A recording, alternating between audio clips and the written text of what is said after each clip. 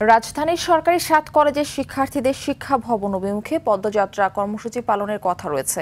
Dhaka central university আইন ২০২৫ দ্রুত বাস্তবায়নের দাবিতে এই কর্মসূচির ঘোষণা দিয়েছে সাধারণ শিক্ষার্থীদের প্ল্যাটফর্ম ৭ কলেজ বিশ্ববিদ্যালয় রূপান্তর আন্দোলন পরিষদ।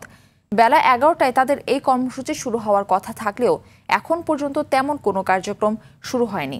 এর আগে শিক্ষার্থীরা জানিয়েছেন, সরকার ঘোষিত প্রস্তাবিত বিশ্ববিদ্যালয়ে আইন দ্রুত বাস্তবায়নের কোনো সুনির্দিষ্ট রোডম্যাপ না থাকায় শিক্ষার্থীরা খুবই অনিশ্চয়তা রয়েছেন। আর কালক্ষেপণ চান না তারা। বিশ্ববিদ্যালয়ে যে মডেলই হোক, অংশীজনদের মতামতের আলোকে দ্রুত খসড়া হালনাগাদ করে অধ্যাদেশ দিতে হবে।